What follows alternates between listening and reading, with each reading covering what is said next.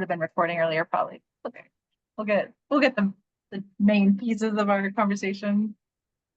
All right. So I kind of forced a lot of you to share already, but if there's anything else going on, I bet that there's anything, what's going on at Moss, and you guys have any other updates in your world, I would love to hear about it. I think the only thing is we are still booking programs. So if anybody knows teachers who might want to bring students to Moss, or we're doing outreach as well. So if folks want us to come to you, we can do that. Lots of opportunities, or like open weeks in the springtime, in the spring semester. Perfect. That is so cool. If you've never been to Moss, it's an amazingly gorgeous campus in McCall, staffed with graduate students who do hands-on learning out in the outdoors with students. I got to visit for a couple days and for a day, and it was incredible. I really enjoyed it, seeing students from Nampa out there in the woods, learning how to start fires and doing canoe races and learning about like fire science at the same time. So it's just a really fantastic opportunity to get kids engaged in some great learning. Thank you for sharing about that, Ben. Anything else going on?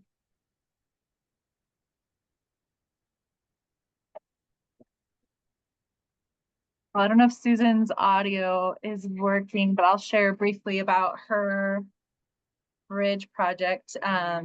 She works with her middle school students, well, late elementary, middle school, I'm trying to remember exactly, but they learn about engineering design concepts and apply it to some like smaller building challenges. And then they actually build fully functional bridges for people to use on their properties. And they're really beautiful, really well constructed. I got to go out there and visit her classroom and see them in action building it. And then I got to see some finished products. And those are for sale. So I can share her email address if anyone wants a bridge. You can get one from the students, and that money will go towards Moss, actually. Hopefully, she's hoping to fundraise in order to bring her students from Middleton out to McCall. So a great cause all around. They are learning STEM concepts, applying them, and then getting into nature. I'm going to put her email address in the chat. If you know somebody who has really cool property in Idaho City, Maya, just teasing you. You read my mind. I was going to check out the bridges.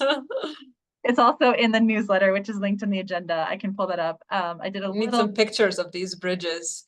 I did a little partner spotlight, and I did at least can see a bridge here that they constructed, and then she had some other ones as well, like this one here.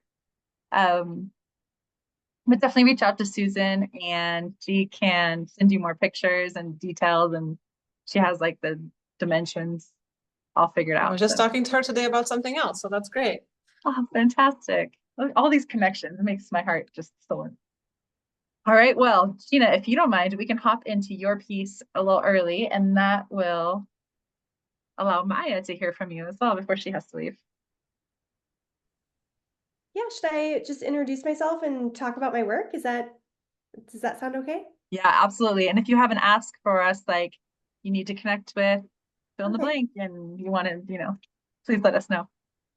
Yeah, so I'm Gina Nelson. I'm actually, I live in Boise, but I work at the University of Oregon. I used to work at Boise State in the College of Education, and now I'm at the Center on Teaching and Learning at the University of Oregon, which is affiliated with their College of Education. And I'm a research professor, so I get to do research full time on things that interest me. And my research areas are actually in early mathematics development, specifically for children with disabilities. So I do a lot of intervention development, and I work with school districts to implement different research projects, which might be developing math interventions or math lessons for children with disabilities, or it might be doing large-scale efficacy trials on kind of testing an intervention that already exists.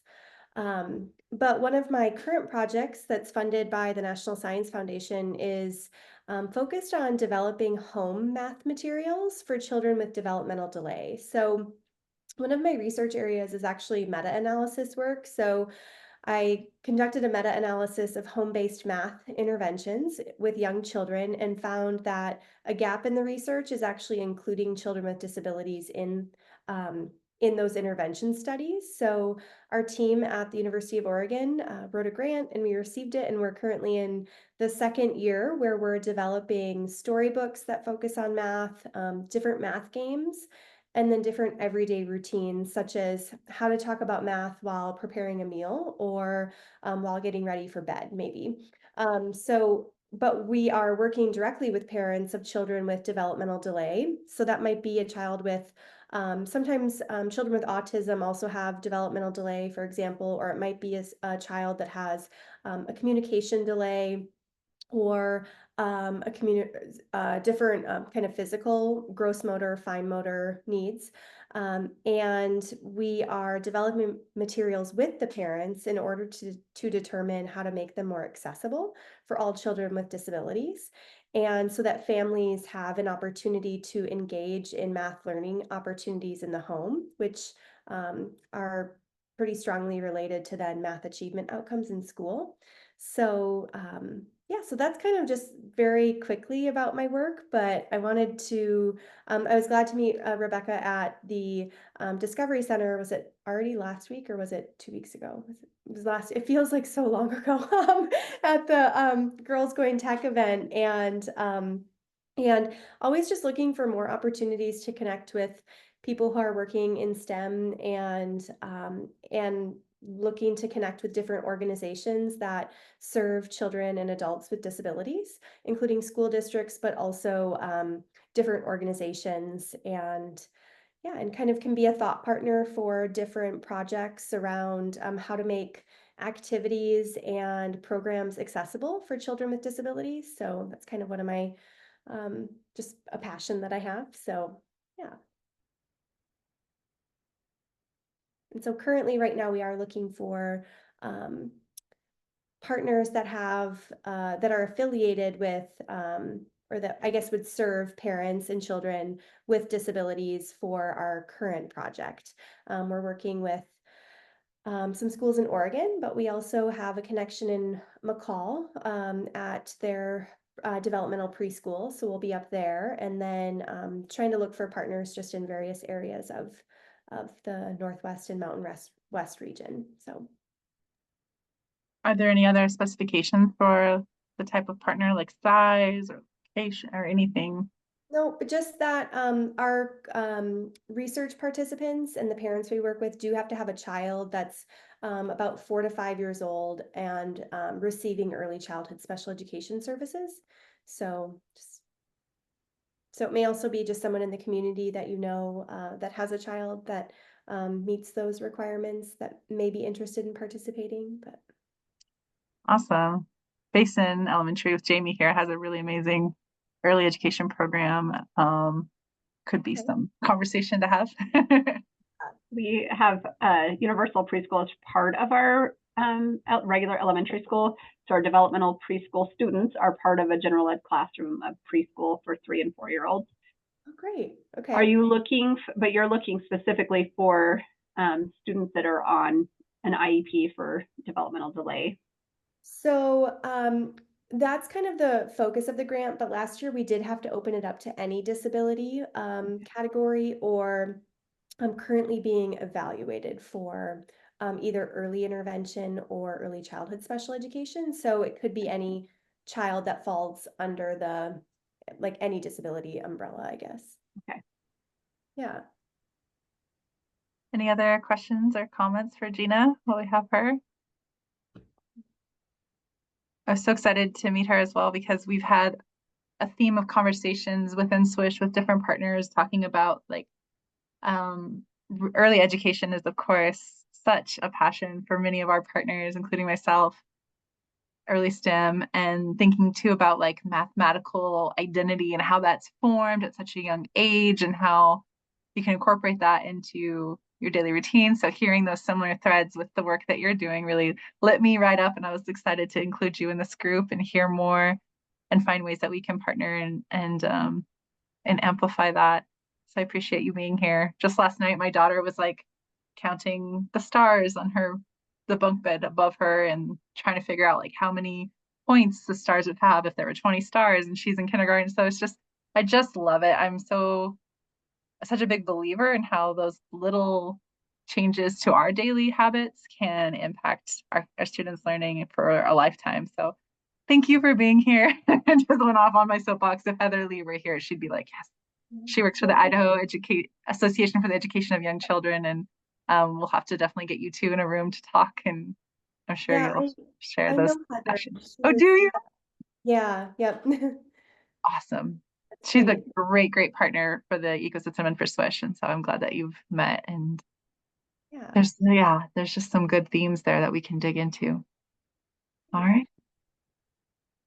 Anything else? I'll just pause for a second. Time to digest. And I guess just so I know, I guess the like process, like, is it okay, for example, if I reach out to Jamie at Basin Elementary School to see if your preschool parents would be interested? Is that kind of an okay next step? Sure, that'd be great. Okay, great. And I'll share with you too. I love sharing this with anybody all the time. So forgive me, those of you in the meeting who've seen me do this before. But I just love this functionality on our community platform. And I think you did sign up, right, Gina? Maybe you're muted again, sorry.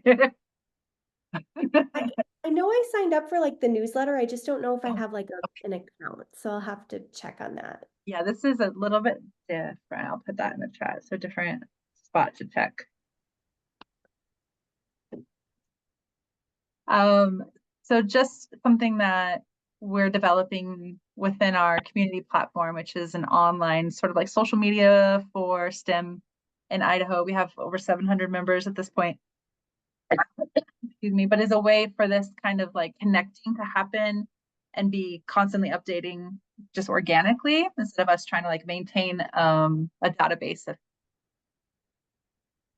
partners on our own with people who are so dynamic and changing, careers or changing schools or changing. Man, I got a bug in my throat. Anyway, so what you can do is if you sign up as a member, you can go to our member search platform here. You can search within like a specific region, like here we are in region 3. You can look for people who have like indicated a specific way that they want to be involved, like if they wanted to review grants or mentor students, and you can indicate these things when you sign up.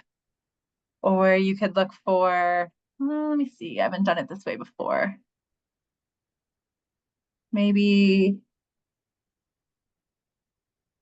there we go, public charter school admin or educators. And you could see if there's somebody there that you could reach out to. There's not a lot at this point who have indicated that. Jamie, why aren't you here? But just an idea of like, as you try to expand your network, this is one way to do it. You can also post on the live feed. There's the wrong button there. Share about your work and what you're doing and see what kind of connections you can make. And then we have groups within as well that are organized regionally and by some different topics. Something growing, a work in progress that I would love to utilize. Oh, you guys can't even see my screen, can you? Oh, you can. Okay. Yeah. The little green box went away and I got scared. So, yes, another place to help connect. But I'd also love to do some like direct outreach too. If you're looking for specific things, I can help you make connections. All right. Moving on to our next piece here.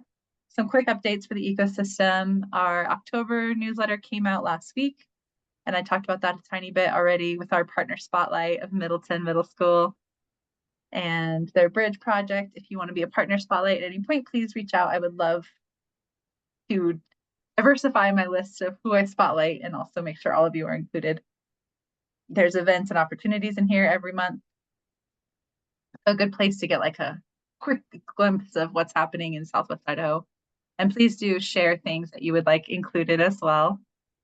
Our SWISH grants, so we have regional, it's gonna let me sign in. Regional grants on an ongoing basis, and we're into round 2 now. Through, I wanted to look at the closing date, November 3rd, and then we'll review and award those in the end of November.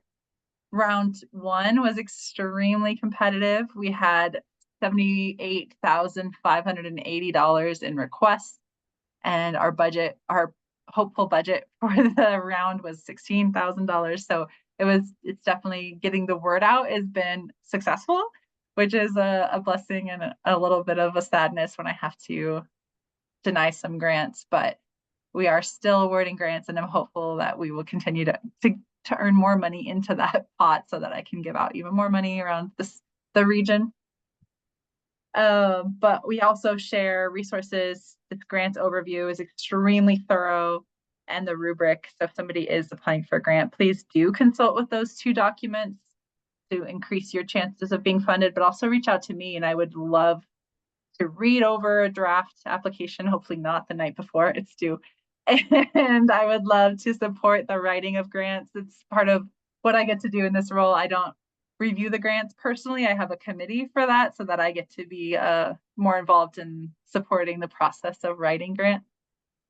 And then I did share about our community platform. It's growing, and it's kind of our hub for everything that we're doing in Idaho with STEM. So please make sure that you are there and you're checking in and you're getting like update emails and things like that.